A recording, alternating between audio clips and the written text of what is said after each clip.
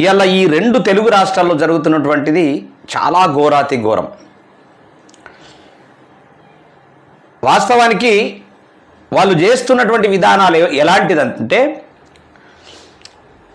మనలను ఒక అన్నదమ్ముల్లాగా కలిసి ఉన్నటువంటి మనల్ని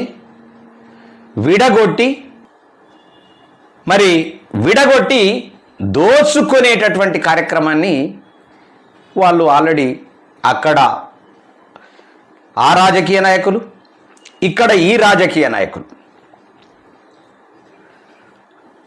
అసలు విడగొట్టడం అనేటటువంటిది ఎందుకోసం?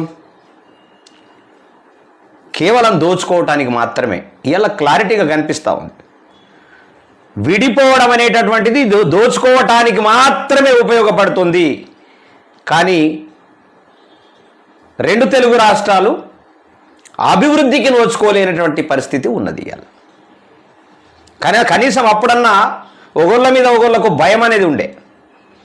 కానీ ఆ భయము, ఆ భక్తి లేకుండా విడగొట్టి దోచుకొని ఇవాళ ఎవరన్నా అంటే విపరీతంగా దోచుకున్నారు కాబట్టి, ఎవరన్నా అంటే ఆ డబ్బులు ఉన్నాయి, దోచుకున్నారు, ఆ డబ్బులతోని ఇక కేసులు పెట్టుకుంటా ఇబ్బందులు పెట్టేటటువంటి పరిస్థితి ఇవాళ. అంటే ముందే వాళ్ళకు ఒక ఎస్టిమేషన్ ఉన్నది. విడగొడితే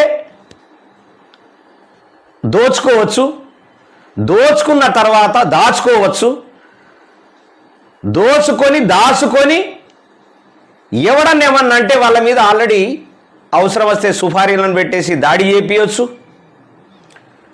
చంపియొచ్చు, లేదా ఒక 10 మంది 20 మంది కార్యకర్తలు పిల్లల్ని ఇంత దాడిపించి వాడి మీద ఉసగొల్పొచ్చు, ఆఫీసర్ల మీద దాడి చేపియొచ్చు, మనిషి మీద దాడి చేపియొచ్చు.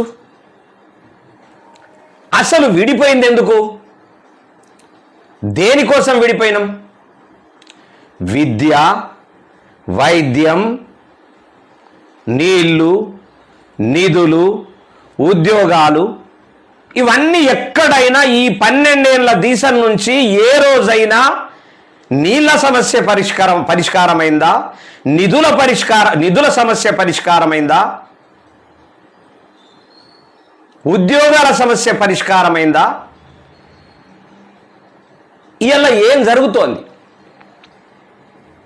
దోపిడీ అనేటటువంటిది విపరీతంగా, దోపిడీ వ్యవస్థ కేవలము విడగొట్టింది దోచుకోవడానికి మాత్రం తప్ప వేరే దానికి కాదు.